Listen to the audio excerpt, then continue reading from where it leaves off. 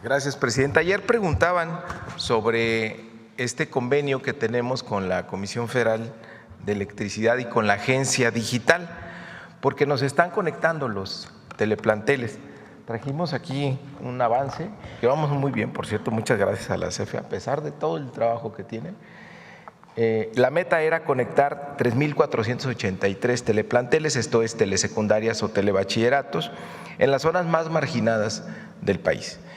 Y están terminando la CFE antes de lo previsto.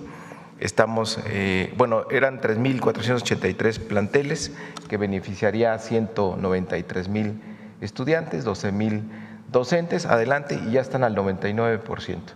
Bueno, dice 92, pero en realidad es 99%. Ahí están ubicados estos teleplanteles. Ahora, esto es muy importante porque aquí Tania acaba de presentar, si nos regresamos un poco, un mapa donde se hizo un diagnóstico, un análisis con una metodología muy interesante.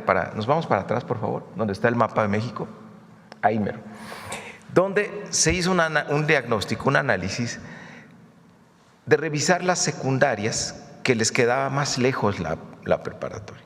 Entonces tenemos 1,900 secundarias donde una preparatoria queda a más de 45 minutos. Son los puntos rojos que ustedes están viendo. Entonces va a haber 130 nuevos bachilleratos que hoy se les conoce como telebachilleratos, pero que la presidenta nos ha pedido que hagamos una revisión de cómo funciona el telebachillerato, además que todos tengan tecnología, es decir, que todos tengan un aula de cómputo y que tengan conectividad. Entonces vamos a cambiar el modelo educativo porque forman parte del bachillerato nacional. Entonces esas 130 acciones, adelante, van a atender justamente las necesidades. No, la que sigue, donde sea 130. ¿Nos regresamos? La que sigue, la misma presentación, la lámina, ahí está. Entonces, estas 130 se van a determinar a partir de la distancia. Por eso es que se están construyendo preparatorias que queden cerca de la casa de los jóvenes, porque eso funciona. Entonces, estos serán telebachilleratos o el nuevo modelo que se está desarrollando, y esto va a reducir de manera importante el promedio de tiempo que los jóvenes se tienen que desplazar de su secundaria a la preparatoria. Es toda con esta lógica de acceso. Entonces, en resumen, son 130 nuevas escuelas a partir de este criterio, más las 52 ampliaciones, es decir, bachilleratos que ya tenemos, que tienen un exceso de demanda, que quieren crecer, que podemos crecer porque tienen los terrenos. Habrá aulas nuevas, talleres nuevos y 20 bachilleratos tecnológicos también, nuevos principalmente en zonas urbanas que han tenido mucho crecimiento y que no se ha acompañado con infraestructura educativa. Por eso vemos ciudades como Tijuana, como Hermosillo, como San José del Cabo, que ha crecido mucho, Culiacán, Celaya también, que hay muchos jóvenes ahí. Se sigue con el Plan Oriente aquí en la zona metropolitana, con Chicoloapan, La Paz, Valle de Chalco, una preparatoria nueva en Tlalpan, en Calakmul también. Ahí los números nos dicen que ahí hacen falta lugares. Playa del Carmen pues ha crecido muchísimo y falta infraestructura educativa. En Morelos también, en Jantetelco, en Acapulco se construirá una nueva preparatoria. La zona metropolitana de Monterrey también tiene un gran crecimiento. Las nuevas preparatorias que estamos haciendo ahí se llenaron de inmediato porque tiene carreras como robótica, como semiconductores, automatización, inteligencia artificial. De inmediato se llenaron. Entonces, en resumen, son 20 nuevos bachilleratos tecnológicos, 52 ampliaciones y 130 telebachilleratos. Esa es la propuesta para el 2026, que nos va a dar un total de 65,400 nuevos espacios y un total de 202 acciones, presidenta.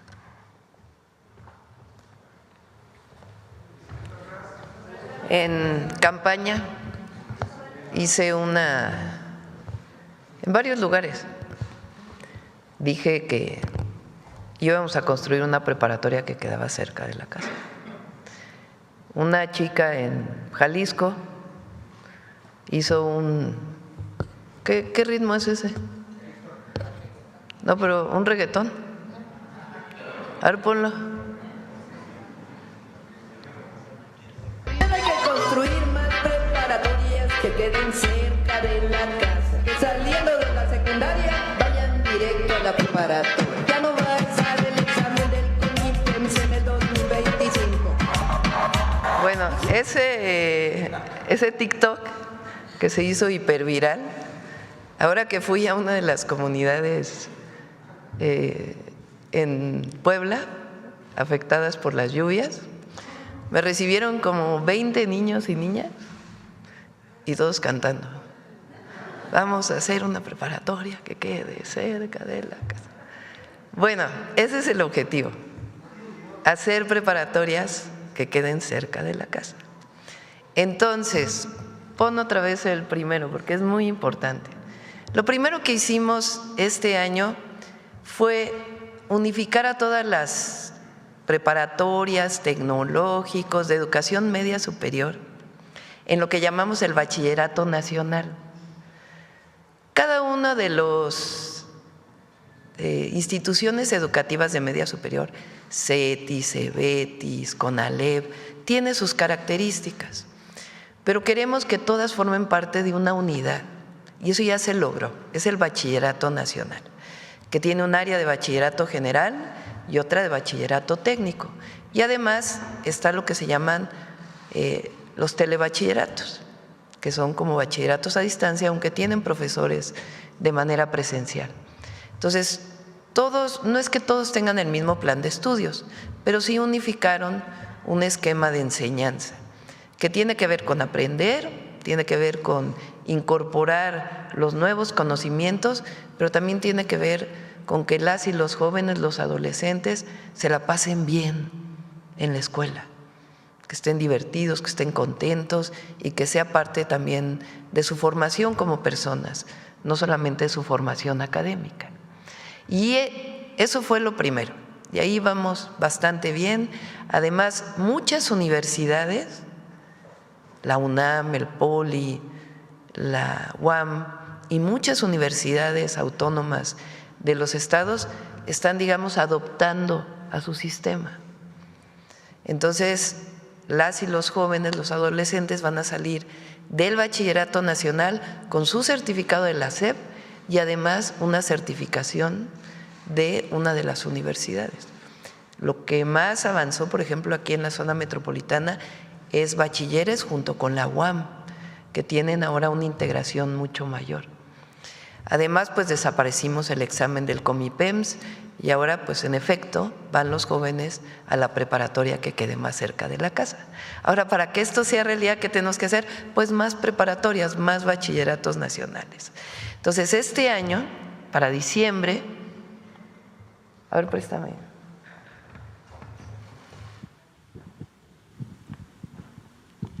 Este año, para diciembre, ya están toda la infraestructura, ya están estudiando, en algunos casos en los mismos lugares, en otros casos a distancia, pero este diciembre ya queda toda la infraestructura que nos propusimos durante el 2025, que representan 44,685 lugares, en 88 acciones, son 20 preparatorias nuevas, completamente nuevas, otras que ya existían y se amplió la matrícula y otras que en las secundarias que no tienen turno vespertino, en la tarde van a tener su bachillerato nacional. ¿Qué vamos a hacer en el 2026?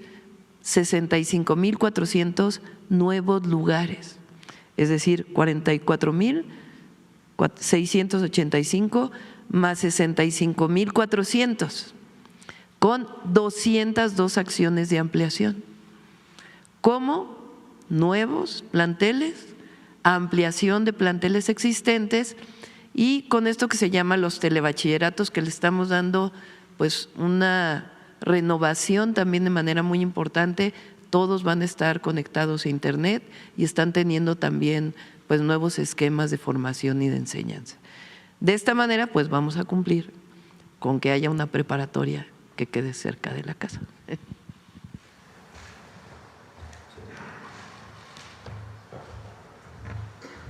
Listo, ahora sí vamos a las preguntas. Como se imaginará, pues para mí es una felicidad enorme sobre el tema de…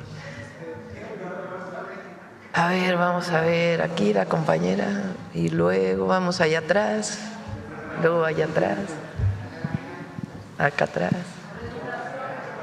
Adelante. Gracias, presidenta. Buenos días, Celsin Juárez de noticiasdefrente.com. Una pregunta, si me permite, al secretario de Educación, saber si ahora con estas inundaciones, secretario, ya se tiene un estimado de los libros de texto que se perdieron en estos estados afectados. Al final, bueno, es material que utilizan las y los niños.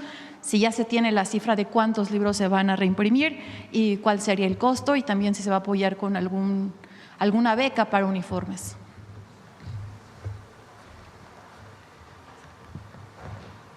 Muchas gracias. Fíjate que siempre en Conalitec sí tiene la previsión de imprimir libros de reserva justamente para atender estas emergencias. Tenemos más de 2 millones de libros en reserva, entonces no tenemos problemas. En realidad ya estamos en coordinación con las autoridades estatales para que nos reporten en las escuelas que donde hubo daño, se va a reponer por completo la dotación de libros de texto.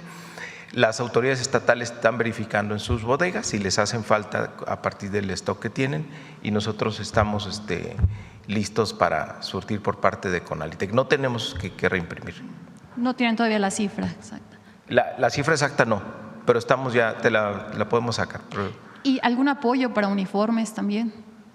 Se ha planteado el apoyo para útiles escolares porque pues vas a las escuelas y los niños dejaron ahí su mochila, sus libros casi siempre se quedan ahí, entonces se perdió todo eso. Entonces la presidenta hizo la propuesta de que en las escuelas afectadas no solo se repongan los libros de texto, sino también que se les dé una dotación de útiles escolares a los niños y a las niñas. Gracias, secretario. Presidenta, saber qué información tienen sobre la detención de Víctor Álvarez Puga ayer en Estados Unidos. Presuntamente fue por algo de su situación migratoria, pero bueno, recordemos que aquí en México se le acusa por fraude. Sí, estamos esperando toda la información de la Fiscalía lo pregunté hoy en la mañana, en el Gabinete de Seguridad, y espero que en unas horas podamos tener toda la información. ¿Algo sobre su extradición todavía no se sabe? Sí, la idea es que se envíe a México. Okay. Sí.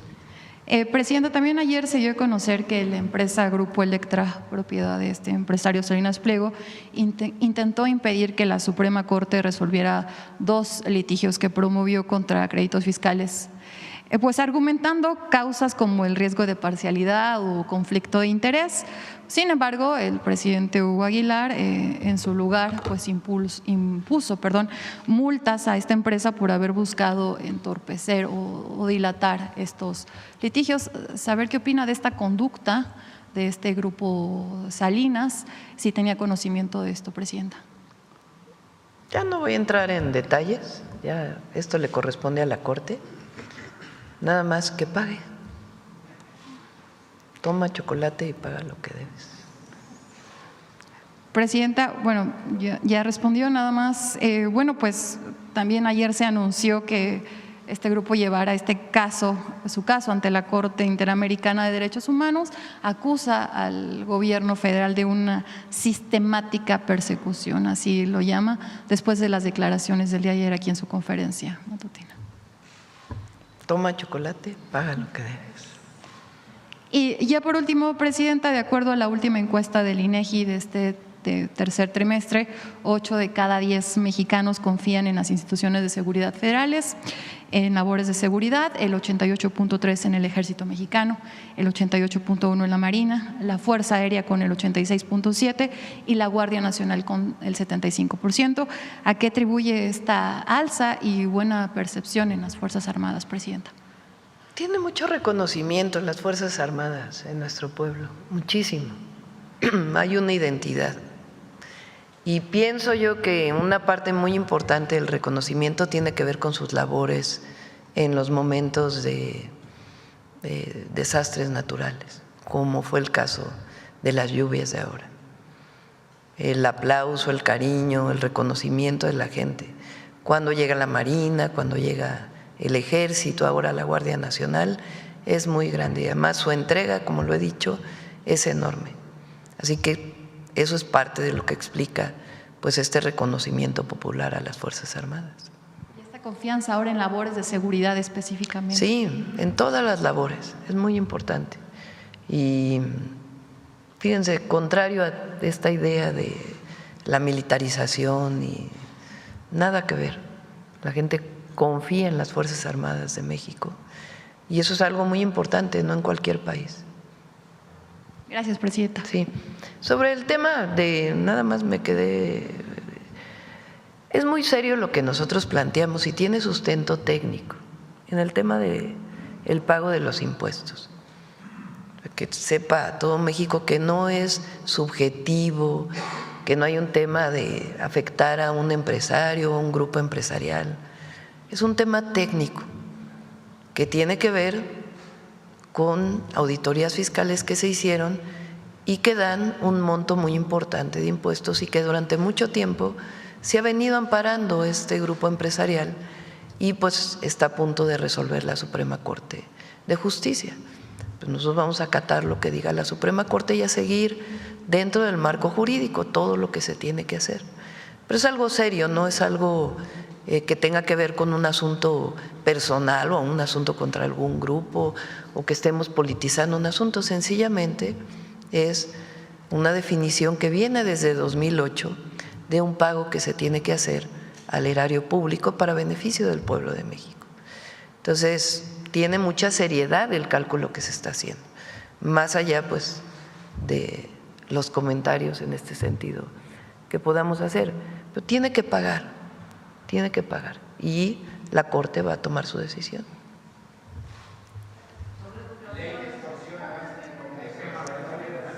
Vamos. A ver. Vamos. ¿Quién? A ver, ella, Capital 21, que hace mucho que no pregunta, y luego por acá. Buenos días, presidenta. José Manuel Fuentes, de Capital 21, corazón de la capital. Preguntarle un tema que tiene que ver también con el capitalino. Ayer la jefa de gobierno, Clara Brugada, y la alcaldesa de Tlalpan, Gabriela Osorio, dieron a conocer que en esta alcaldía pues los delitos de alto impacto han disminuido y también el homicidio doloso. El homicidio doloso disminuyó con respecto al año pasado, del periodo de enero a octubre, 29.8%. Preguntarle cómo ve pues estos resultados también en la estrategia de seguridad en Tlalpan, pues una alcaldía que usted tuvo el privilegio de gobernar, presidenta. Es muy buena la alcaldesa Gabriela, muy querida por la gente. Es una joven brillante que está haciendo muy buen trabajo y bueno, acompañada de la jefa de gobierno. Ahí en Tlalpan aprovecho para anunciar bueno, ahora ya no son mis vecinos, ¿verdad? Porque ya vivimos en la Cuauhtémoc, pero pues viví en Tlalpan por casi 35 años. Ahí vamos a hacer una preparatoria y una Universidad Nacional Rosario Castellanos. Es algo que desde que fui jefa delegacional era un sueño que teníamos y se va a hacer en un terreno que era la antigua casa de Durazo, si se acuerdan de el famosísimo jefe de la policía de la Ciudad de México, de mucha corrupción. Y en su momento, creo que era el ingeniero Cárdenas, el jefe de gobierno. Entonces, se pasó ese terreno al gobierno de la ciudad. En realidad está en la Secretaría de Infraestructura, perdón, en la Secretaría de Ciencia y Tecnología, porque, bueno, ciencia, ¿qué? Ciencia, Humanidades, Tecnología e Innovación. Porque ahí está la sede de la Academia Mexicana de la Ciencia, ahí se construyó. Era delegado, entonces se decía El Pino, Salvador Martínez de la Roca, ahí en Tlalpan, cuando se construyó la sede de la Academia Mexicana de la Ciencia. Es un terreno muy grande y ahí queremos construir la universidad, un campus de la Rosario Castellanos y una preparatoria más. Hay 2 preparatorias o 3 del Instituto de Educación Media Superior de la ciudad. Entonces, todo eso ayuda al mejoramiento de la vida y de las opciones para todas las y los jóvenes de Tlalpan. ¿Y ya se tiene, Presidenta, aproximadamente una inversión para este campus que usted menciona? ¿O todavía sí? Se las damos después, pero sí, el próximo año se inicia la construcción. Y también en otro tema capitalino es, pues usted inició con la innovación y el mantenimiento profundo de la línea 1 del metro de Observatorio a Pantitlán, pues ya se va a inaugurar el 16 de noviembre. Preguntarle qué opinión le merece, pues que ya se va a inaugurar este proyecto que usted inició. Pues se hizo una nueva línea realmente. La línea 1 del metro, la primera línea que se inauguró en el 69, ¿sí? 69. José Alfonso debe que se acuerda de todas las fechas. 1969, pues ya tenía muchísimos problemas. Y en vez de hacer una nueva línea, tomamos la decisión de renovarla completamente, porque esa línea conecta un montón de líneas, las otras líneas del metro, con excepción de una, y con el Metrobús en muchísimos lugares y con el trolebús. Entonces, en noviembre, ahora mediados de noviembre, ya se inaugura la nueva línea 1. Y lo que es precioso, la verdad, ¿ustedes fueron el domingo? Bueno, vamos a ir porque la verdad es algo, de veras quedó hermosísima la terminal de observatorio. Son 5 pisos. Donde se llega por abajo en coche, después viene, bueno, no recuerdo exactamente cómo están los niveles, pero uno es para el metro, otro es para el mezanín, en donde se van a reubicar el comercio en vía pública, otra parte es para la llegada del tren de observatorio, tiene 5 niveles, es una estación de transferencia modal única, la verdad extraordinaria, quedó muy bonita. Y se conecta con la línea 1 y después con la extensión de la línea 12 del metro. Entonces, esta zona del poniente de la ciudad, junto con el Estado de México, pues va a quedar muy conectada. Por último, Presidenta, también le quiero preguntar sobre pues este proyecto que presentó la semana pasada, este plan para combatir y también detectar a tiempo el cáncer de mama, que también tiene que ver con la educación superior. ¿Cómo se va a seguir especializando a las personas, a las mujeres que apliquen esta prueba de la mastografía? También si se tiene un plan para fortalecer pues la capacitación. Esto pues hemos recogido pues algunas demandas de las mujeres con respecto a estos estudios, Presidenta. Es importante la pregunta. ¿Qué pasa ahora? Hay una campaña muy grande en el mes de octubre para la autoexploración. Si la mujer detecta algún nódulo o algún problema, entonces debe acudir a que se haga una mastografía y un ultrasonido, si lo determina el técnico o el médico. Se hace la mastografía, a veces pues no hay suficientes, y después ¿quién la interpreta? Pues tiene que ser un médico especializado que interprete para ver si tiene algún problema o no, o qué tipo de problema. Y de ahí pues explicarle a la mujer pues cuál fue el problema que encontró. De ahí, si se encuentra que puede tener cáncer o puede tener un tumor cancerígeno, pues tiene que ir a un hospital para que se le pueda hacer una biopsia y en la biopsia un patólogo determinar si en efecto tiene células cancerígenas o no. Si se detecta que tiene células cancerígenas, pues tiene que entrar un tratamiento. ¿Qué es lo que pasa ahora en México? Primero, no hay suficientes mastógrafos y ultrasonidos para poder determinar el estudio, y además se recomienda que todas las mujeres vayamos por lo menos una vez cada 2 años a hacernos este estudio de manera preventiva. Ahí donde hay más mastógrafos, pues el problema es quién los interpreta. Y ya después de quién los interpreta, pues a qué lugar vas para que te puedan hacer la biopsia y después, en caso de tener células cancerígenas, tu tratamiento.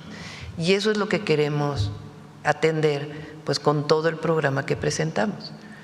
Entonces son 1000 mastógrafos y ultrasonidos que tienen que tener sus técnicos, de ahí 20 centros de interpretación adicionales a los que ya existen para que a distancia se pueda interpretar, y un centro oncológico para mujeres en cada entidad de la República para que puedan acudir ahí en caso de una biopsia o en caso de que desafortunadamente se tenga un tumor cancerígeno, poderse tratar de inmediato.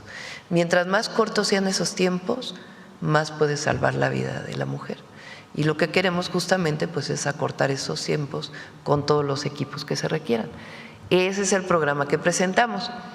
Vamos a llevarnos 2 años precisamente porque tiene que haber capacitación, tiene que haber formación, tiene que haber construcción, y vamos a comprar 500 el próximo año, o si nos da para más, y otros 500 para el 2027. De tal manera que a finales del 2027 pues ya tengamos todo el programa establecido y salvemos vidas. Muchas gracias, presidenta. Por último, también aprovechando la presencia del secretario de Educación y que la CONADE es parte también de la SEP, pues en estos días se ha destacado la participación de los deportistas en distintas categorías. Entre ellos se encuentra la primera mexicana en ganar la medalla en Copa del Mundo de natación, también Isaac del Toro, Yareli Acevedo, que hacen brillar al ciclismo mexicano.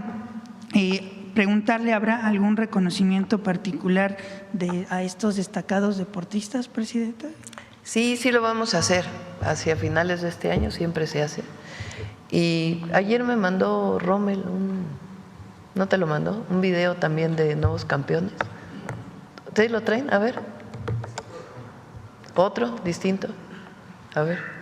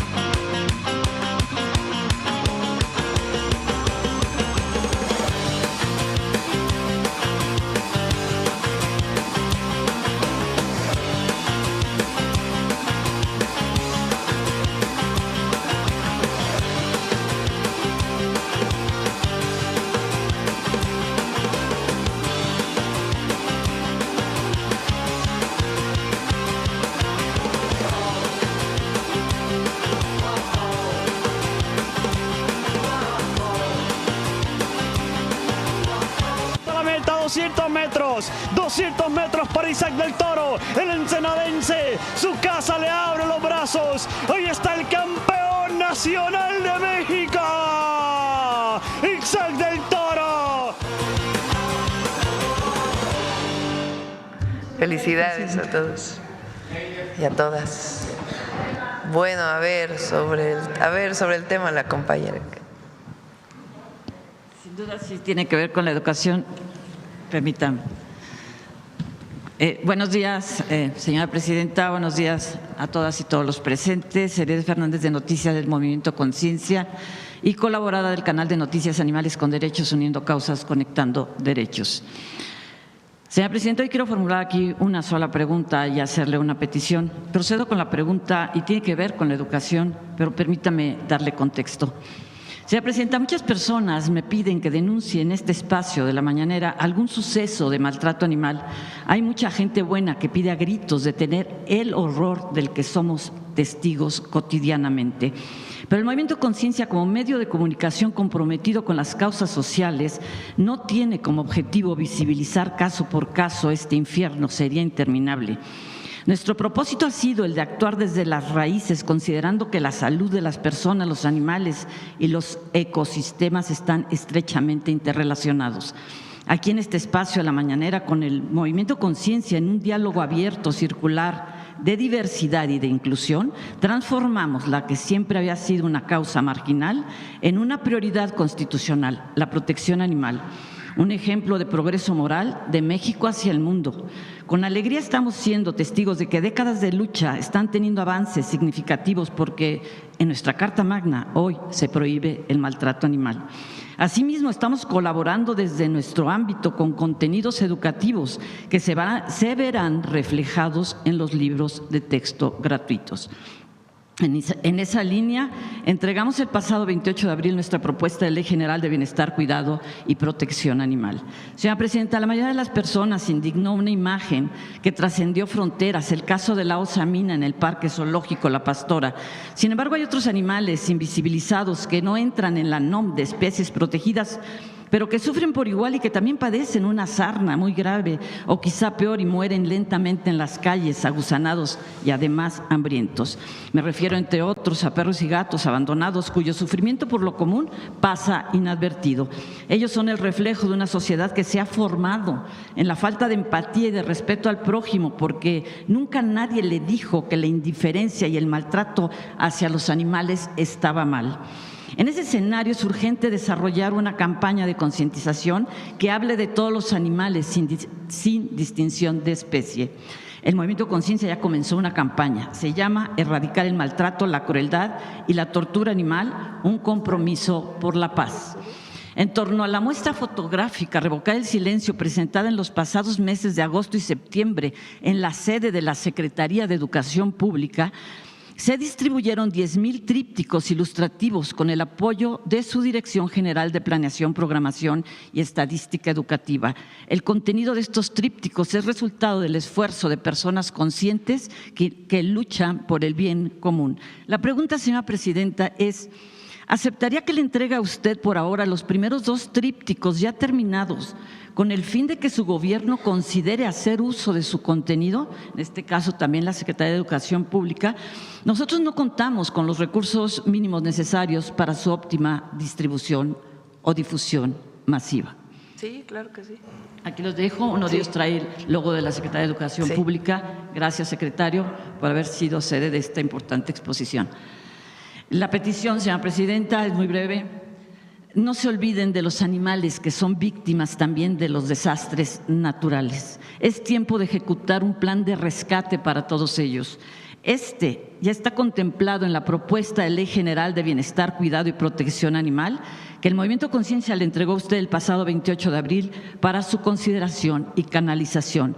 No olvidemos que muchos animales han rescatado a miles de personas en situaciones de crisis o tragedia a lo largo de los años. Hay que hacer algo por ellos ahora en justa correspondencia. Es todo, señora presidenta. Gracias. Muchas gracias. Vamos, vamos a ver.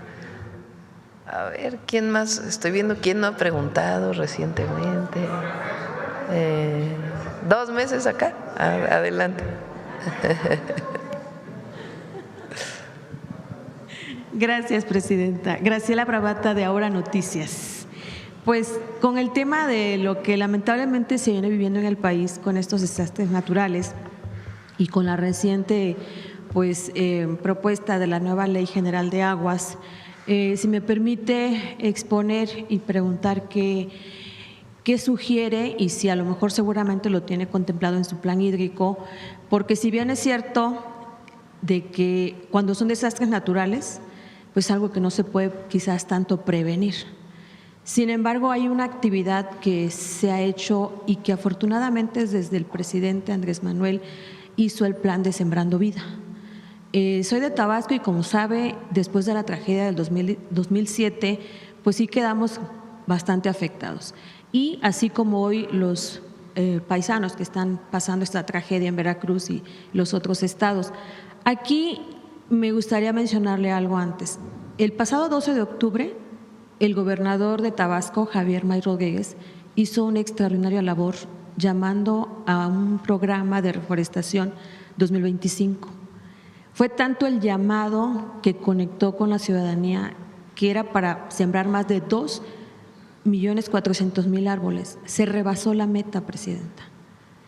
Y pensando en ello, pudiera ser que después de estos desastres, que a veces la ciudadanía nada más tiraniza, que si el gobierno hace, que si el gobierno no hace. Sin embargo, como defensora también de los derechos humanos del agua, pues me atrevería a solicitarle, si a bien o a plantearle, pudiera haber algún programa de rescatar las cuencas. Es el trabajo que está haciendo el licenciado Efraín al frente de la Conagua, sé que es extraordinario, y cómo no aplaudir que después de 13 años de no tener la nueva Ley General de Aguas, saber que se está trabajando bien, pero se pudiera enfocar más a las riberas. Sabemos que los manglares y los sauces nos protegen más para que los ríos pues ahora sí que tengan un buen contenedor. Sé que también se trabajan en los bordos, pero cuando se trabajan en estas raíces es más permanente. ¿Algún trabajo que ustedes estén haciendo, lo están contemplando en su plan hídrico? ¿Qué razón le dan? Sí, principalmente hay un programa de restauración ecológica, se llama, porque más que solamente sembrar el árbol, pues es restaurar el ecosistema. Entonces, CONAFOR tiene varias áreas donde está trabajando, junto con obviamente la secretaria Alicia Bárcenas, pero en particular estamos trabajando en 3 cuencas, que tiene que ver con el saneamiento, con la restauración ecológica, con el desasolve para recuperar una buena parte de la capacidad de los ríos. Estamos trabajando en el río Lerma-Santiago, en el río, ahí se me fue ahorita el nombre, el de Tlaxcala. Bueno, es Aguapan, pero es Amacuzac, ¿no? Atoyac, perdón. El río Atoyac y Lerma-Santiago, Atoyac y Tula. Tula, exactamente. Esas son las 3 cuencas donde estamos trabajando.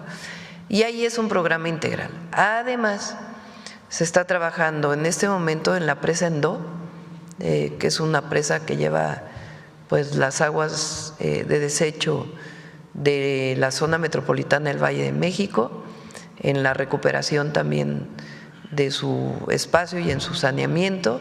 Se está trabajando, hay un programa especial que es parte del programa Lázaro Cárdenas en el lago de Pátzcuaro, y queremos recuperar pues las antiguas terrazas que se hicieron para evitar la erosión del suelo. Se está trabajando en distintas cuencas, además, repito, de lo que normalmente hace la CONAFOR. Y en las escuelas, ahorita que está el secretario, ¿habrá algún programa para concientizar a los niños y a los jóvenes para poder integrarse a esto? Que no sea nada más el día del medio ambiente, que no nada más sea un día fortuito, sino que sea ya como un hábito, pues para poder… Pues está en la materia de educación ambiental, ¿no es cierto? Es parte de la nueva escuela mexicana. Hace tiempo había iniciado el programa de educación ambiental con una materia, pero se ha reforzado. Y en la educación media superior también está. Entonces, evidentemente, el programa Sembrando Vida pues es fundamental, pero estamos trabajando y si quieren lo presentamos aquí en todo el programa de reforestación y restauración ecológica. Muchas gracias, presidenta. En otro tema, recientemente, la semana pasada, se le hizo un homenaje en la Canaco, Ciudad de México, a Elena Poniatowska. El día que estuvo el del fomento a la cultura y ahorita que está el secretario, pues sabemos todo lo que Elena Poniatowska ha dado a México y preguntarle, presidenta, si consideraría ponerle el nombre de Elenita para honrarla, ya sea en una de esas bibliotecas, en alguno de los salones de las escuelas. Sí, nosotros en la ciudad le pusimos el nombre de Elena a una de las preparatorias. Creo que es la de Iztapalapa, si mal no me acuerdo. Ah, no, la de Iztapalapa es Pérez Gay, José María Pérez Gay. Es la de Álvaro Obregón, yo creo, que se llama Elena Poniatowska.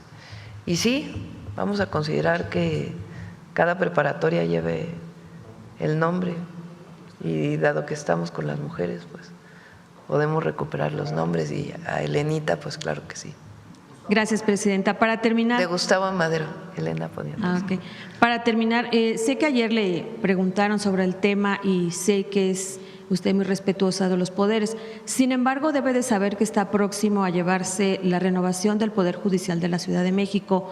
Me llama la atención porque pues, la renovación del Poder Judicial en el país fue una propuesta hecha del Ejecutivo y que afortunadamente se hizo con mucho éxito el pasado 1 de junio. Sin embargo, las personas que hasta ahorita tengo conocimiento son como 6 personas que van a levantar la mano, pero me llama la atención que principalmente el que lo preside aún quiere reelegirse, algo que pues también usted ha pues de alguna manera reprobado en todos los aspectos. Y otra persona que bueno está involucrado, ha sido con muchos señalamientos y también en un atentado. ¿Qué opinión le merece esto, presidenta?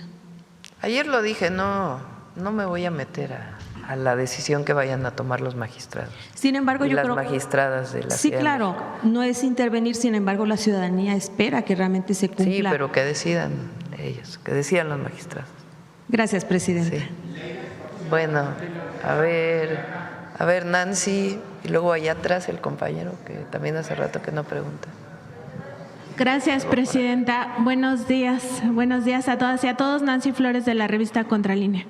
Presidenta, hace un momento hablaban de la materia educativa como en el periodo neoliberal, pues nunca se atendió ese tema, al contrario.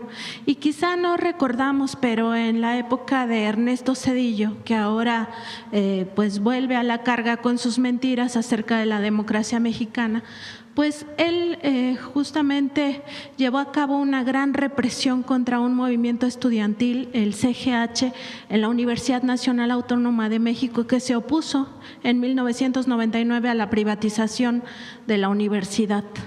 Además de este acto represivo, bueno, Ernesto Zedillo pues se caracteriza no solo por el gran latrocinio, uno de los mayores latrocinios que ha vivido el pueblo de México con el FOA-PROA, sino también con otras privatizaciones, entre ellas, por ejemplo, la de los ferrocarriles, pero también la de las pensiones en 1997. Y hay que hacer memoria porque los mexicanos, las mexicanas, le seguimos pagando a él una pensión vitalicia a través del Banco de México, que este año 2025 nos va a costar 1.700.000 pesos. Ernesto Zedillo también fue en su momento, su familia política, investigada por narcotráfico. Se le vinculó al cártel de Colima. Además de este tema, pues también es responsable de otras masacres, ¿no? Está, por ejemplo, el Charco, el Bosque, Aguas Blancas, Acteal. Eso ocurrió en ese sexenio. Él llegó a la presidencia incluso después de un magnicidio y nunca lo aclaró. Y ahora viene a hablar de que en México no existe la democracia cuando el pueblo de México por primera vez tiene en su poder la decisión de elegir al gobierno que lo representa y ahora también no solo al ejecutivo y legislativo, sino también al judicial. Preguntarle, presidenta, sobre esta hipocresía y también este cinismo de personajes del pasado que vienen pues a seguir diciendo mentiras. Bueno, ya mencionaste muchas de las desgracias de aquella época.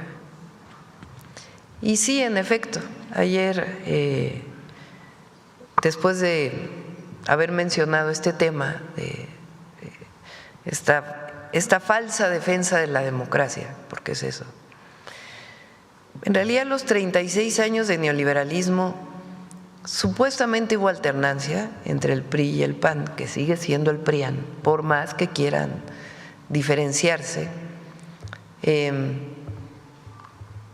Mientras no cambiara el modelo económico, podía haber alternancia. Lo que no querían es que hubiera una transformación en el país. Eso para empezar durante los 36 años. Pero en efecto, el sexenio de Zedillo estuvo caracterizado por muchas medidas antidemocráticas, muchísimas. Bueno, la primera con la que empezó, desapareció la anterior corte y puso la suya, porque así fue. Llegó al gobierno, presentó una propuesta para modificar la Constitución, quitó a todos los que estaban en la Corte, pero a diferencia de ahora, que quien los nombró fue el pueblo, él los decidió. Él decidió uno a uno quién iba a formar parte de la Corte. Entonces, ¿cómo se atreve a hablar de antidemocracia cuando él inicia, además de la crisis del 94 y el FOBAPROA, con el retiro unilateral decidido por una persona de la Corte anterior y pone a la nueva Corte? Y después, como bien tú dices, pues todas las historias de represión que hubo durante su sexenio, de persecución política y de antidemocracia también que se vio en lo económico, porque ¿quién decidió la privatización de los ferrocarriles? ¿Quién decidió las medidas económicas que se tomaron? Entonces, fue un sexenio caracterizado por la antidemocracia. ¿Qué dice él? Yo permití que hubiera transición del PRI al PAN. No, bueno, ese lo pactó con Estados Unidos, dicho por la Bastida. Entonces, ¿cuál democracia? Entonces sí hay mucha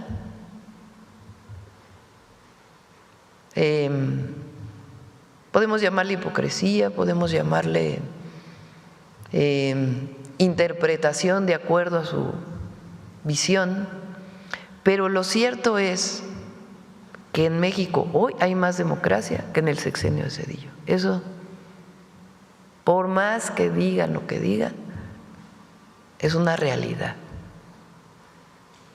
porque la democracia es que el pueblo elija. Claro, quien no tiene el respaldo del pueblo, pues quiere otras formas de reconocimiento. Ahora, nadie habla de que las minorías no estén representadas en el Congreso, tienen que estar. Pero de ahí a decir que estamos acabando con la democracia, que la 4T está acabando con la democracia, pues es absoluta falsedad. Como ahora lo que está de moda, la libertad, la palabra libertad que favorita de la derecha. ¿Cuál libertad buscan ellos? La libertad del mercado. Mientras unos se mueren de hambre porque tienen salarios bajos, como ocurrió durante 36 años con el neoliberalismo, pues ¿cuál libertad? La libertad del mercado, sin ninguna intervención, porque eso es a lo que apelan.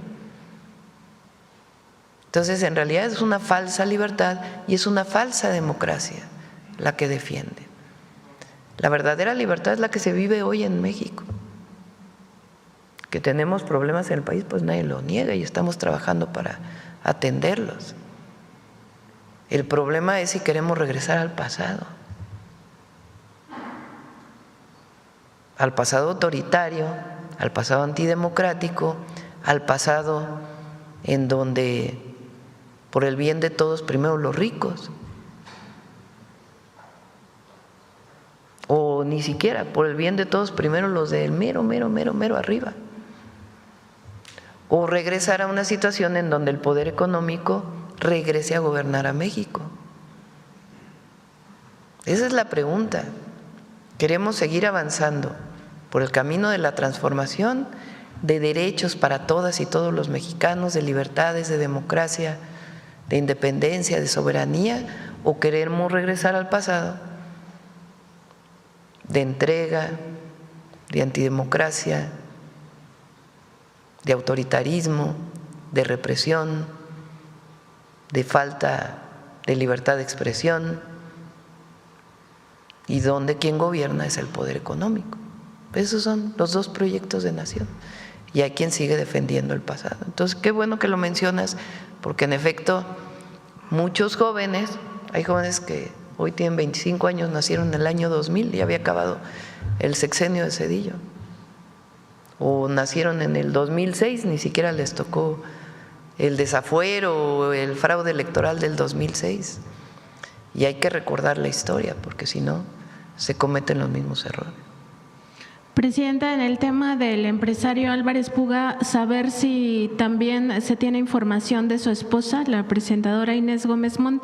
Nosotros hemos consultado el expediente y sabemos que dentro de las acusaciones que ha hecho la Fiscalía General de la República por lavado de dinero y también por crimen organizado, pues estaría implicada esta pareja del empresario presuntamente facturero, porque entre los dos habrían constituido estas empresas fantasma para defraudar más de 3,000 millones de pesos a la Secretaría de Gobernación en el sexenio de Peña Nieto. Entonces, saber si tienen información al respecto, si ella también fue detenida y si estaría el proceso de extradición. Sí, vamos a esperar a que nos dé la última información la Fiscalía, y con gusto, porque es la Fiscalía quien tiene el caso, para saber exactamente si se está pidiendo extradición, si es deportación, bajo qué condiciones fue detenido, y también si está involucrada la persona que dices. También preguntarle, porque la semana pasada la Cámara de Diputados aprobó cambios en el tratamiento del IVA para las aseguradoras, esto en la Ley de Ingresos 2026, para prohibir que se siguieran acreditando estos recursos como propios. Esto se da en un contexto en el cual las aseguradoras venían litigando mucho este tema para no pagar, pero también en la discusión del Congreso se aprobó que estas aseguradoras paguen solamente 20,000 millones de pesos correspondientes a 2025 y no los aproximadamente 175,000 millones que se estaban calculando. Saber, Presidenta, cómo se llegó a este acuerdo, porque ya también hay quienes dicen que se trata pues de una condonación, aunque no se les ha puesto este término, pero sí pues este beneficio. Es al revés, ellos toman la decisión finalmente de pagar el 2025, y el SAT decide pues aceptarlo del 2025 e iniciar con el nuevo pago, ya incorporando pues todas las consideraciones que estaban planteadas. Todo seguía en litigio, no había una decisión final. Finalmente las propias aseguradoras dicen pagamos 2025, y entonces se incorpora en la ley, y a partir del 2026 comienzan a pagar lo que antes no pagaban. O sea, se aclaró nada más el tema. Sí, se aclaró.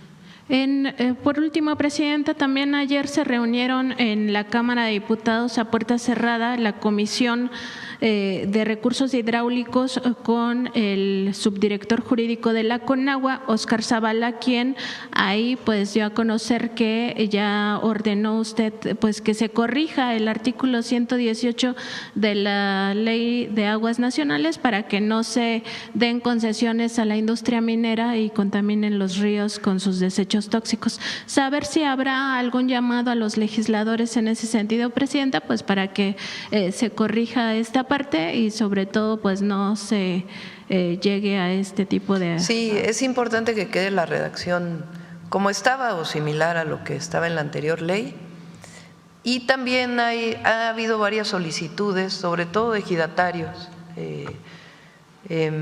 por el tema de la transmisión de la concesión en sucesión. Digamos, si un ejidatario fallece y deja a su hijo, a su hija, y tienen alguna concesión, que pueda ser mucho más rápido la expedición en este caso. Y algunos temas como este tipo que están revisando para poder modificar la ley y que se apruebe. Gracias, Presidenta. Sí. Vamos al… ¿Quién más dijimos? Dije por allá atrás, ¿no?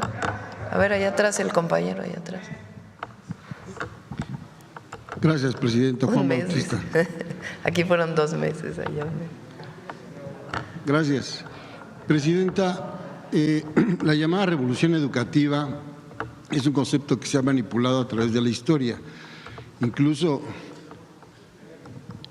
el concepto de la reforma educativa fue un concepto que se ha manipulado a través de la historia. El mismo Reyes Heroles lo utilizó mucho a su favor. Desde ese tiempo, incluso se modificaron los planes de estudio en la parte de la técnica y se dijo en su momento que se iban a tener carreras terminales, pero eso causó que la visión fuera de corto plazo y la mano de obra se fuera tecnificando para tener más bien obreros calificados. Yo quisiera preguntarle, para que quedara más preciso, ¿cuál es este cambio que se propone con el sistema de bachillerato único que en este momento abarca… Bachillerato nacional. Bachillerato nacional que abarca más de 5 millones de estudiantes en relación a esa visión neoliberal y de corto plazo y con una visión realmente muy escasa en cuanto al desarrollo pues, de las habilidades y del pensamiento? Sí. Mario y luego Tania.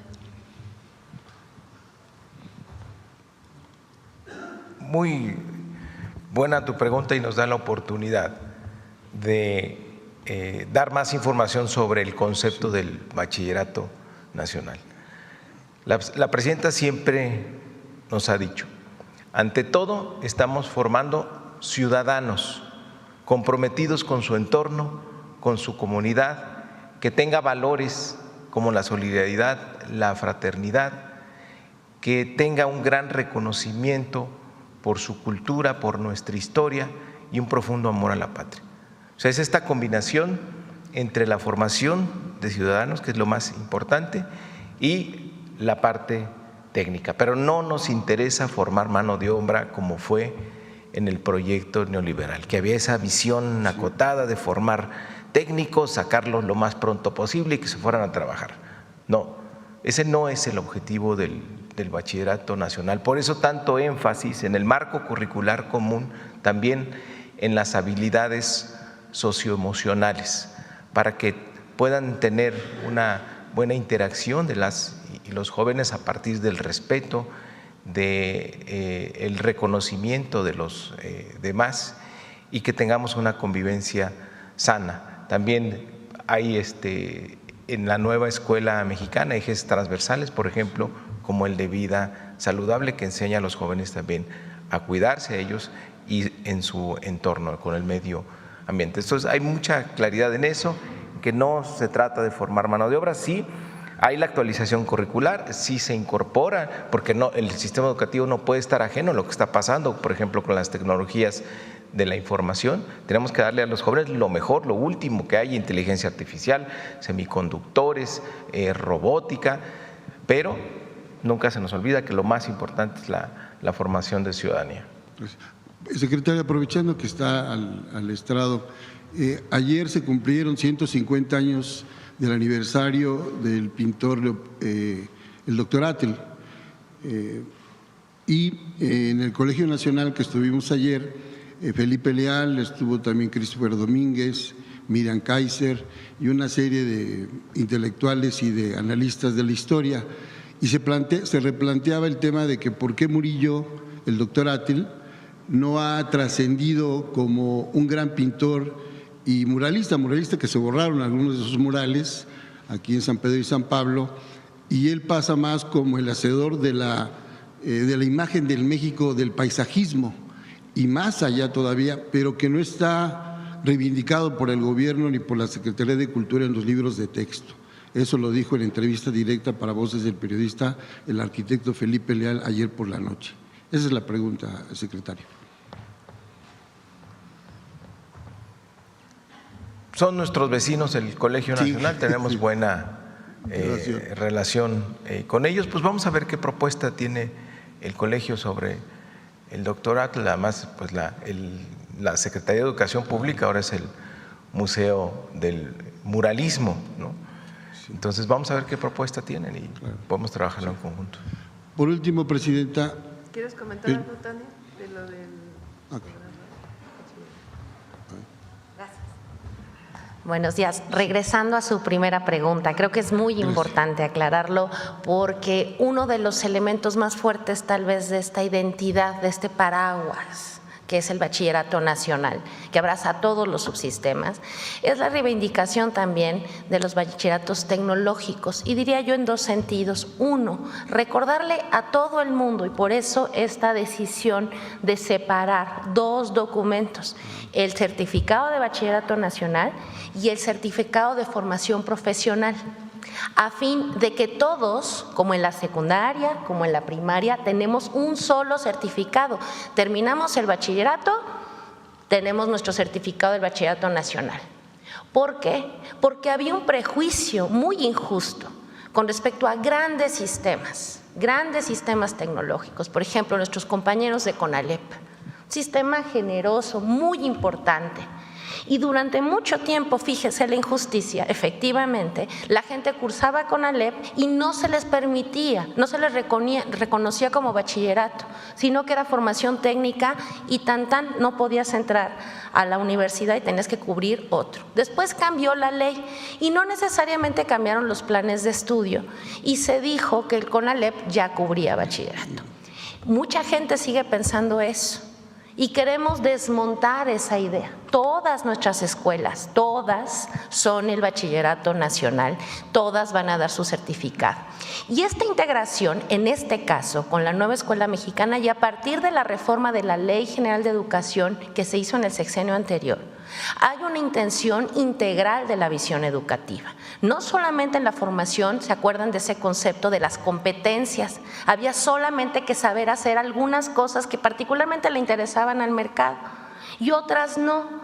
Y se desvalorizaron, por ejemplo, muchas áreas de estudio o muchos nuevos campos que son muy importantes y que el país necesita, no solamente por los saberes que significan, sino porque nos hace mejores personas. Por ejemplo, la filosofía, saber bien biología, incluso las matemáticas como pensamiento complejo. Todo eso decían, no, que aprendan poquito y que se vayan a trabajar. Bueno, ahora esta Ley General de Educación y después todos los cambios que fortaleció la nueva escuela mexicana articula los conocimientos en esto que decía el secretario: formar buenas personas, formar ciudadanos y formar seres, hombres, mujeres libres en el sentido verdadero de la palabra, que es decidir tu proyecto de vida con información, tener una cultura científica, humanística, saber leer, amar la poesía, conocer literatura, todo. ¿Qué pasó en el bachillerato tecnológico? Las dos cosas. Estamos mejorando todos los planes y programas de estudio que se nos habían vuelto muy viejitos y que necesitábamos actualizar. Y en eso estamos trabajando ¿con quién? Con los sectores productivos, sí, escuchando las necesidades, sobre todo, digamos, de los polos económicos en una lógica de bienestar, pero trabajando fundamentalmente también con las universidades. Por eso esos certificados nos los van a apoyar las grandes universidades nacionales y las universidades autónomas estatales, lo que además en este caso nos, digamos, manda el mensaje de que los chicos y las compañeras egresadas de la prepa se vayan a la universidad y que estas formaciones profesionales también les orienten en términos de hacia dónde quieren ir o les den habilidades generales. Y dos, todos los bachilleratos tecnológicos ahora con el bachillerato nacional tienen un piso común de formación integral, es decir, en bachilleratos donde no había filosofía, no se enseñaba historia, no se enseñaba literatura, hoy tenemos un piso común que construye también identidad, que construye libertad y que construye la imaginación general. Entonces, digamos, el fortalecimiento es un fortalecimiento integral y viene justo de esta visión humanista que viene desde la reforma de la ley y que llamamos la nueva escuela mexicana.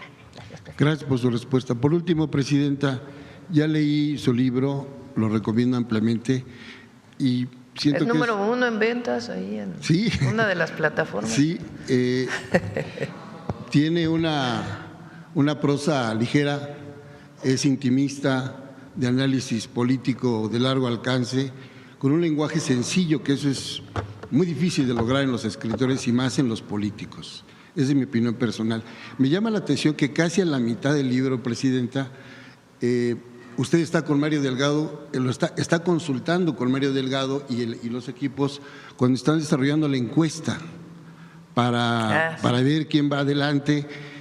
Y usted lo declara aquí, dice, no sabía, así dice el presidente Andrés Manuel, a los desafíos y a los grandes problemas que nos estábamos encontrando.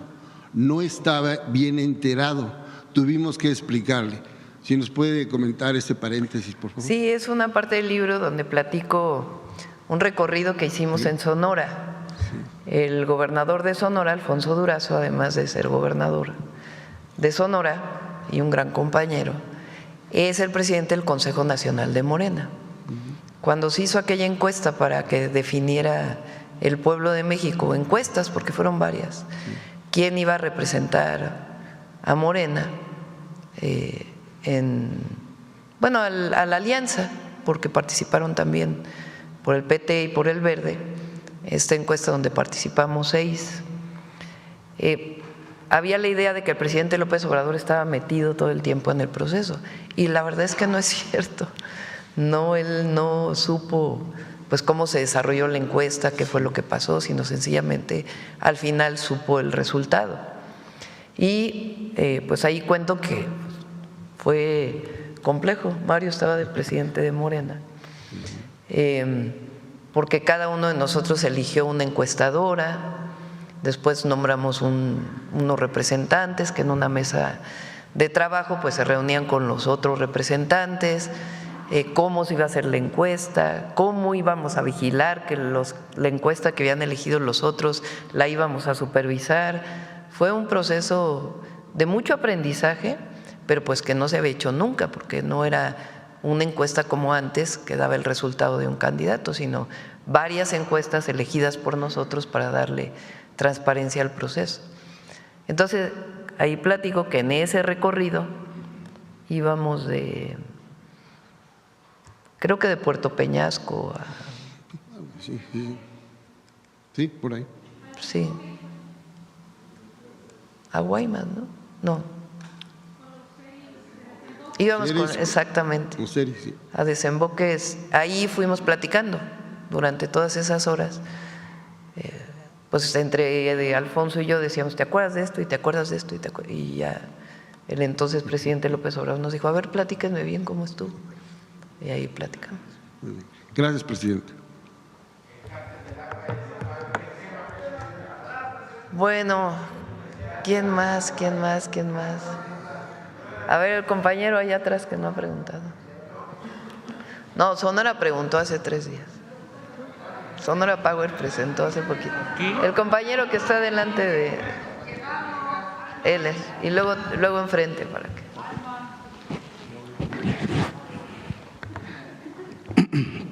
Gracias, buenos días, presidenta, también a los invitados. Y luego proceso secretario de Educación y subsecretaria. No le damos. Mi nombre es Héctor Latempa, de Puntos Suspensivos Radio, Puntos Suspensivos Comunicación. Y sobre el tema, agradezco que estén aquí grandes personajes de tema de educación, porque en especial, pues, quiero tocar un tema específicamente que es del Instituto de Educación Media Superior de la Ciudad de México, del IEMS, que es una de las instituciones más nobles y transformadoras del país.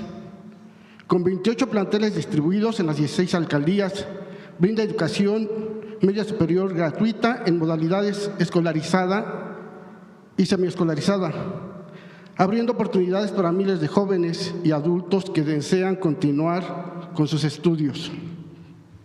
Desde septiembre de este año, el profesor Jorge Santos Valencia asumió la dirección general del IEMS, encontrándose con múltiples desafíos que requieren atención institucional y coordinación con la Secretaría de Educación, Ciencia, Tecnología e Innovación, el SECTEI. En las principales problemáticas que se viven en el interior del IEMS destacan una creciente matrícula y reducción de personal de docentes. Cada semestre aumenta el número de estudiantes, pero no así el de profesores, lo que repercute en la calidad educativa y la atención personalizada que caracteriza al IEMS. 2. Profesores sin reconocimiento de antigüedad. Existen docentes con años de servicio que no han sido reconocidos plenamente, lo que les impide acceder a su legítimo derecho de jubilación. Muchos de ellos continúan dando clases a pesar de su avanzada edad y del desgaste físico y emocional acumulado. Recordemos que el instituto por lo menos tiene 25 años de su existencia y estos profesores cuando empezaron no había un reconocimiento, no había un contrato, por lo tanto 4 o 5 años que estuvieron sin su seguro, por eso es que no les están reconociendo esos 5 años en los cuales se iniciaron. Y lo que ellos quieren es llegar a un acuerdo con las autoridades de la Ciudad de México, del instituto, para que se les sea reconocido esos 5 o 7 años y puedan ya jubilarse, ¿no? Creo que ahí podría ser algo no tan complicado, pero bueno, lo pongo aquí en la mesa. 3, vulnerabilidad laboral en el sistema semiescolarizado. Los docentes del sistema semi trabajan por horas, sin contrato estable ni claridad sobre quién es su empleador.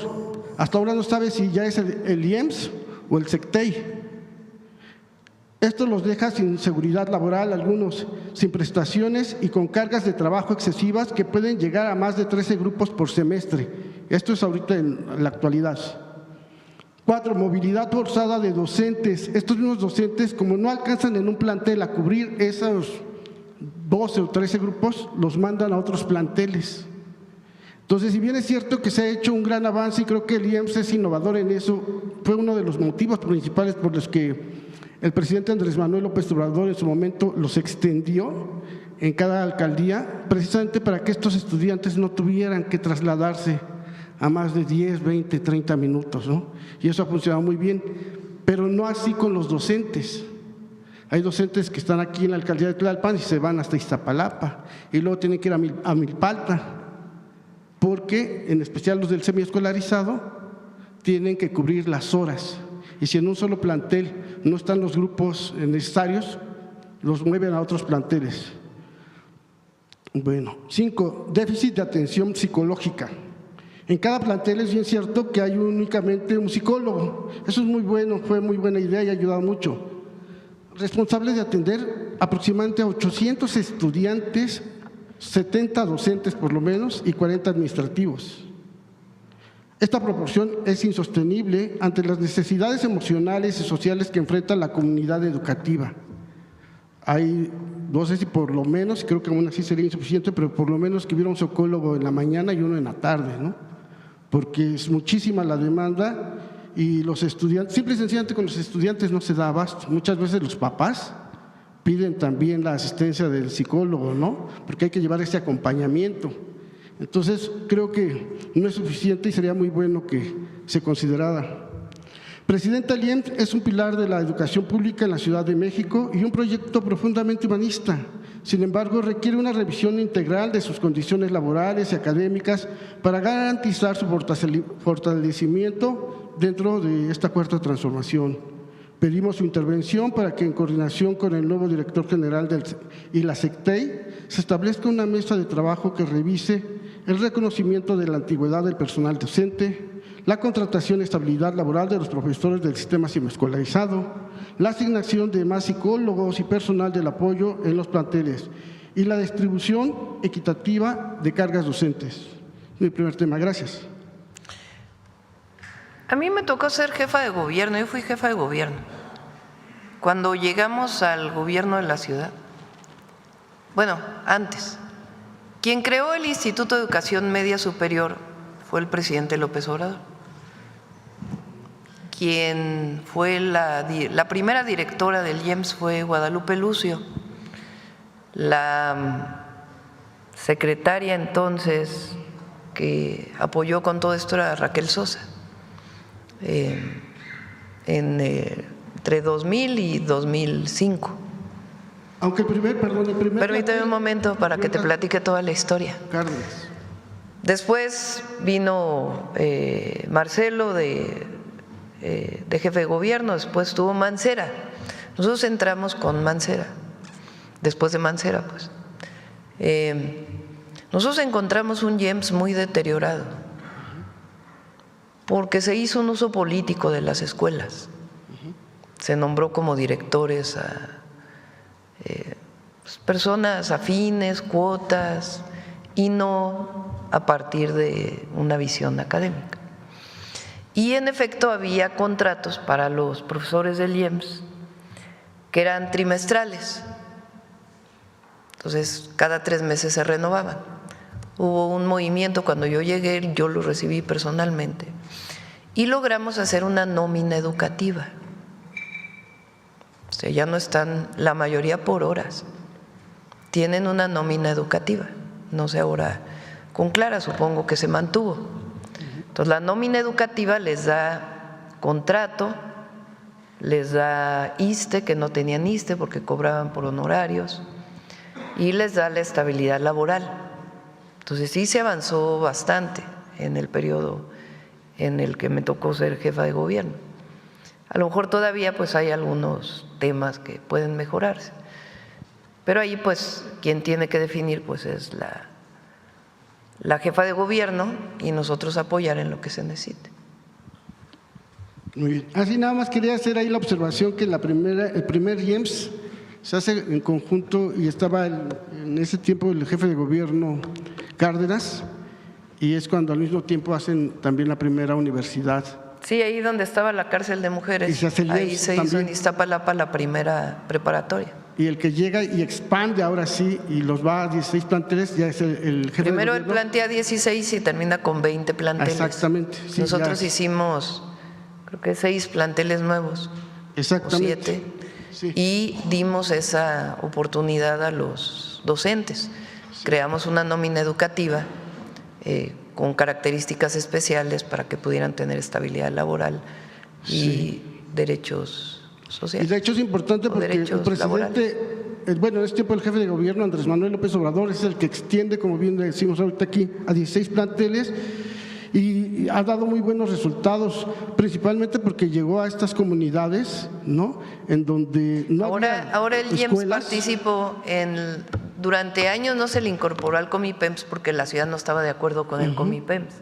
Ahora que desapareció el Comipems y que hay una sola plataforma, ya se incorporó el IEMS en la nueva plataforma. Sí, y está dando muy buenos resultados, principalmente ha llegado a estas comunidades y mucha gente está dando, bueno, ya hay mucha gente titulada, no se sabe muy poco, y precisamente cuando estuvo el gobierno de Mancera, incluso él intentó desaparecer los IEMS, pensó incluso hasta venderlos, ¿no?, a la iniciativa privada. De ahí que también se les hizo mala fama y se les llegó a llamar las PG-prepas, como tratando de denostarlas. Sin embargo, han dado excelentes resultados. Ojalá lo decían con mucho orgullo los estudiantes. Claro. No sí. no se sí, denostaba. es un orgullo. Muy bien, gracias, presidenta. También por otro tema. Vamos breves porque ya son 9:20. Sí, ya nada más que comentarle este tema que le quiero presentar. Respetuosamente una denuncia de interés social que alerta sobre un fraude inmobiliario bien estructurado en la ciudad de Acuña y Piedras Negras, Coahuila, con características que hacen pensar en la existencia de una red de corrupción inmobiliaria similar a lo que en otros estados se ha denominado cártel inmobiliario. Hace casi 3 décadas, a través de un fideicomiso federal, se construyó el fraccionamiento Santa Teresa en Ciudad Acuña, Coahuila, al cargo de la empresa Condovillas Campestre. Con el tiempo, dicha empresa desapareció y los compradores quedaron en incertidumbre legal. Posteriormente, una nueva empresa llamada Su Casita Hipotecaria asumió los cobros sin informar debidamente a los acreditados ni entregar estados de cuenta. Tiempo después, las oficinas cerraron definitivamente, dejando a decenas de familias en el abandono. Los vecinos nunca se negaron a pagar, al contrario, buscaron insistentemente a quien cumplir con sus obligaciones. Sin embargo, en ese vacío surgieron nuevos actores que se ostentaron como dueños de las hipotecas sin acreditar legalmente sus derechos. Presunto modus operandi es el abandono y desaparición de empresas que originalmente vendieron las viviendas, confusión deliberada entre acreditados, al cambiar de razón social las compañías sin notificar legalmente, intervención de empresas y particulares que compran supuestas deudas a bajo costo, iniciando juicios en los que los verdaderos propietarios nunca son notificados, remates de viviendas a precios irrisorios con la complicidad de notarías y del registro público de la propiedad, desalojos arbitrarios en los que policías municipales, estatales o ministeriales irrumpen en las casas sin aviso formal, rompiendo cerraduras y retirando pertenencias. Sí, Presidenta, lo que aquí están pidiendo pues es que de alguna manera pueda haber una intervención de parte de su gobierno, ya que hay pruebas, todo está sustentado. Pásanos el caso y lo revisamos con audios para ver si puede usted intervenir. Con Edna Vega, con la secretaria de Sedato. Muy bien, gracias, Presidenta. Gracias. A ver, estaba el compañero y luego vamos con, ya es tarde, acá con proceso. El jueves viene el secretario de Agricultura y Desarrollo Rural para que pueda platicar. Vamos a platicar de varios temas relacionados con el campo. Sí, hay una propuesta que se les hizo, está abierta la mesa de trabajo y va a seguir la mesa de diálogo. Hay una propuesta y están las ventanillas abiertas. Y el jueves explica con todo detalle el secretario de Agricultura. Buenos días, Presidenta, secretario. Presidenta, el día de ayer el periodista Raimundo Rivapalacio publicó una de sus columnas que supuestamente sus fuentes le confirmaron que el mes pasado el secretario de Seguridad Pública, Omar García Harfuch, había sido víctima de un supuesto atentado. Esto ya fue desmentido por el propio secretario el día de ayer. Sobre esto, preguntarle, Presidenta, su opinión sobre la falta de ética, profesionalismo y seriedad que permean los medios de comunicación corporativos y este tipo de comunicadores quienes con tal de llamar la atención se inventan este tipo de cuentos sin temor a las consecuencias, que por cierto este periodista y otros son de los que a diario acusan a su gobierno de ser censurador y autoritario. Solitos explican, ¿no? Ya lo aclaró el secretario. Ahora vamos a ponerle un nombre, lo voy a…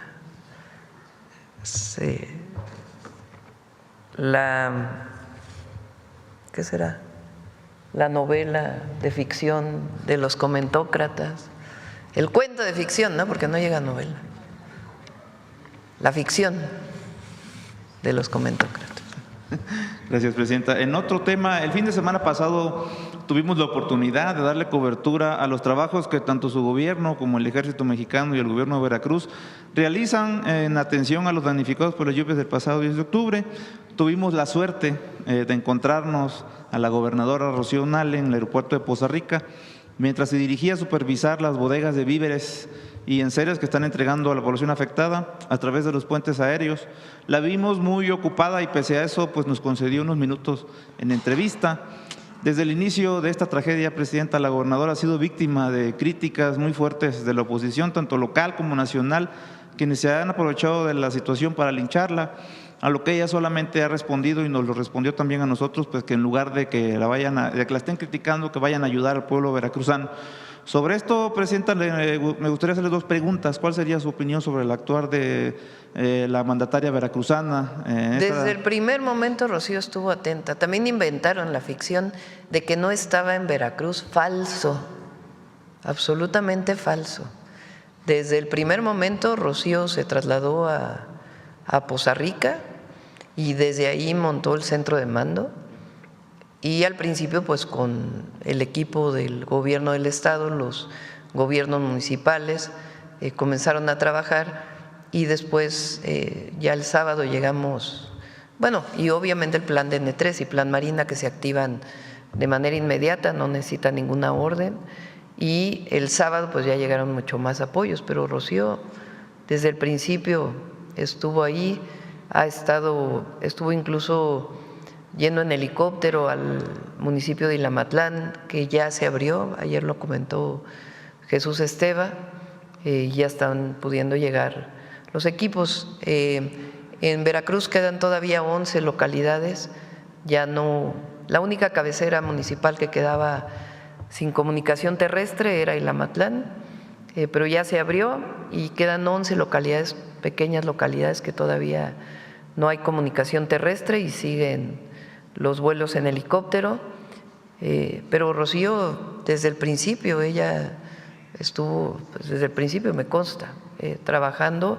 Ella personalmente, su mayor preocupación los primeros días pues era justamente, además de limpiar y ayudar en las ciudades grandes,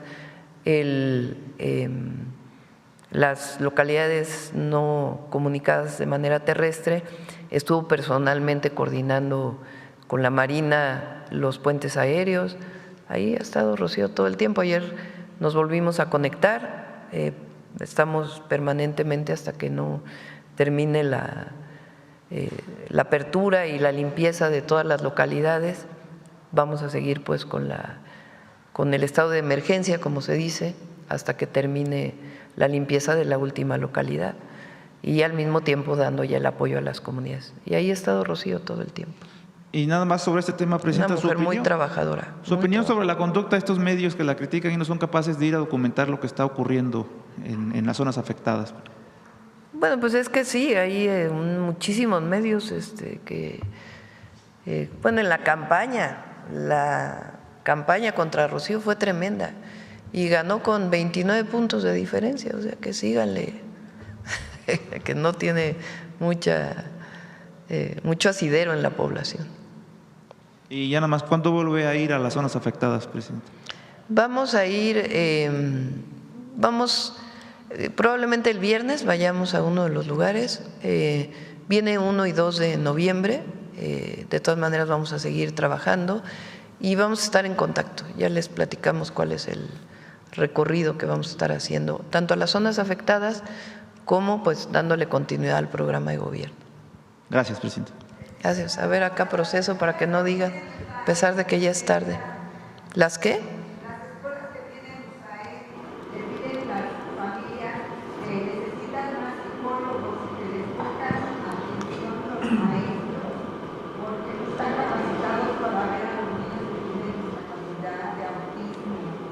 Sí. ¿Quieres comentar algo? Sí, adelante, María. Sí, tenemos ese programa, los USAID, que beneficia a los niños con discapacidad y además tenemos los CAM. Hay una atención ahí principalmente de la subsecretaria Noemí Juárez, pero no sé exactamente, si quieres nos vemos al final para ver exactamente cuál es la demanda. Sí.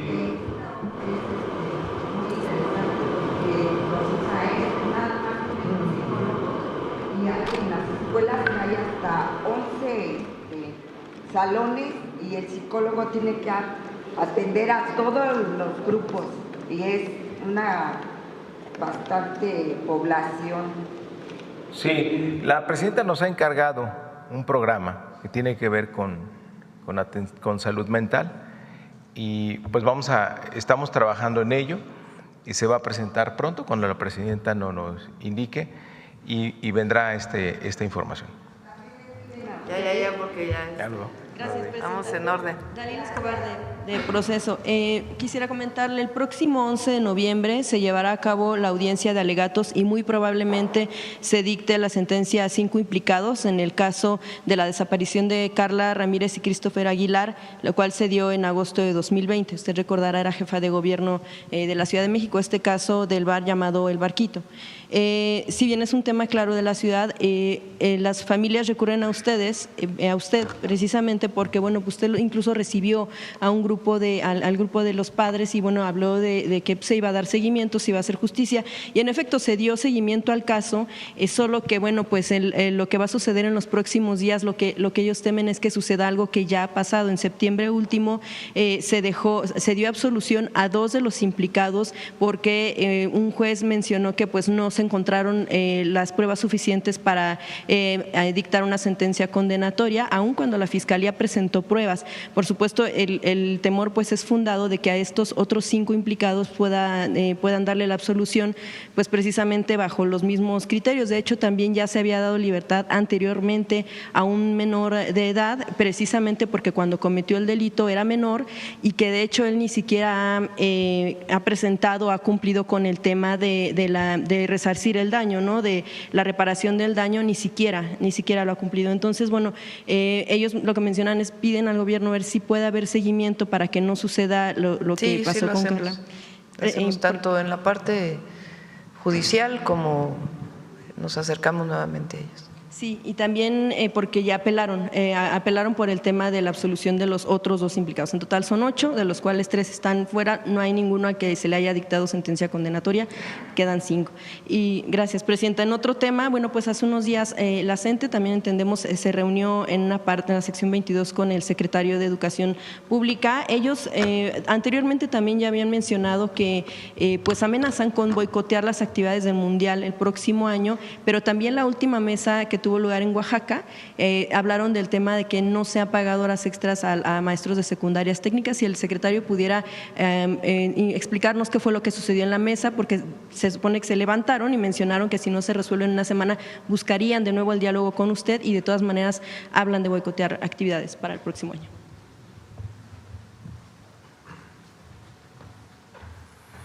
Efectivamente, estuvimos el viernes en Oaxaca con la sección 22, en una reunión encabezada por la secretaria de Gobernación y el gobernador del estado. Como ustedes saben, llegamos a un acuerdo con ellos para que tuvieran suficientes recursos para todo lo que tiene que ver con la incidencia laboral, compactación de horas, ascensos, recategorizaciones o pagos pendientes. Ellos en el último año del presidente Andrés Manuel López Obrador tuvieron un presupuesto determinado para esa incidencia. Ellos decidieron cómo distribuir entre los distintos subniveles, ¿sí? Preescolar, educación indígena, primarias, secundarias técnicas, y aparentemente hay horas tequio que no se pagaron durante los últimos 15 años. Entonces ellos propusieron que se pagaran.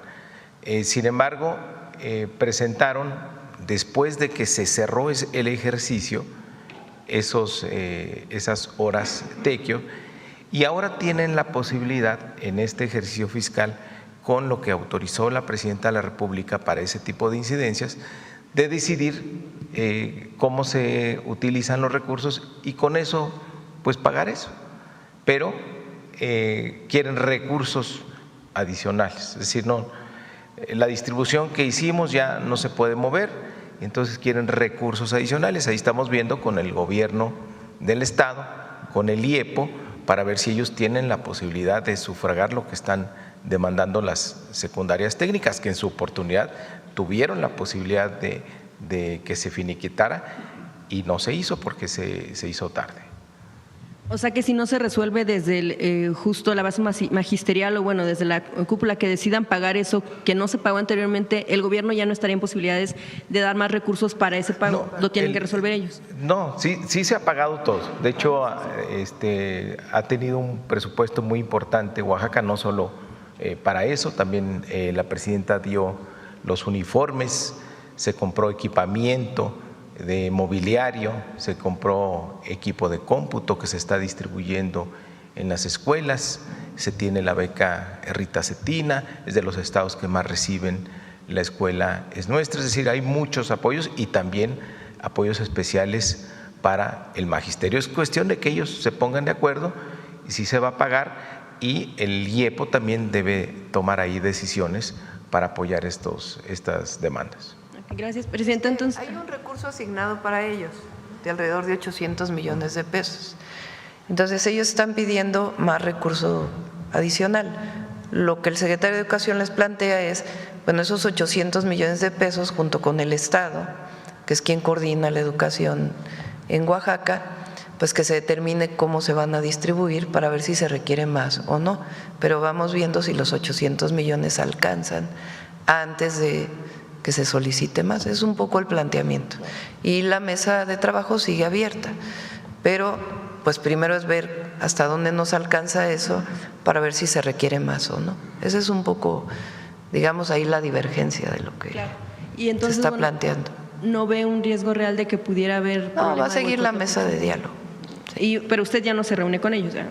No, pues se siguen reuniendo con el gobernador, la secretaria de Gobernación, el secretario de Educación Pública. Entonces está Leti Ramírez también ahí de mi parte apoyando. Gracias. Solo dos últimos temas breves. En cuanto al tema de los contratos de CFE por temas de carbón en Coahuila, recordemos hace aproximadamente un año usted mencionaba que en efecto había, como había el caso de Tony Flores, que se paseaba con un Lamborghini ahí en la zona carbonífera de Coahuila, tenía contratos con el gobierno. Usted mencionaba que pues no era correcto que tuvieran ese tipo de contratos, que sí iba a haber una revisión. Se sigue analizando que pueda haber candados. Apenas, de hecho, unos diputados se liaron ahí a golpes en la Cámara por el asunto, pero en cuanto al tema desde el gobierno, se sigue analizando esta revisión para poner candados. La compra de carbón por CFE ahora tuvo una característica especial, lo puede platicar la directora y la propia Secretaría de Energía, porque se distribuyeron más.